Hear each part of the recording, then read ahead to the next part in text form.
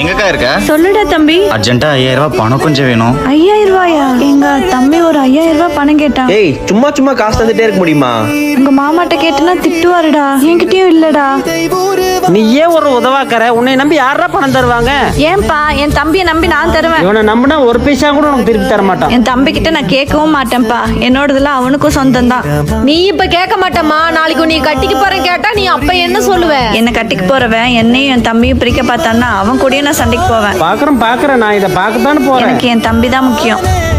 டேய் சாரிடா தம்பி. பரவாயில்லக்கா, நீ எனக்காக எவ்வளவோ பண்ணிருக்க, போதும். இல்லைனா பரவாயில்ல, விடு மச்சான். ஊர்ல இருக்கீங்க எல்லாத்துக்கிட்ட போய் காசு கிடைச்சு. என்ன அக்கா அக்கௌண்ட்லேருந்து பணம் ரிசீவ் ஆயிருக்கு?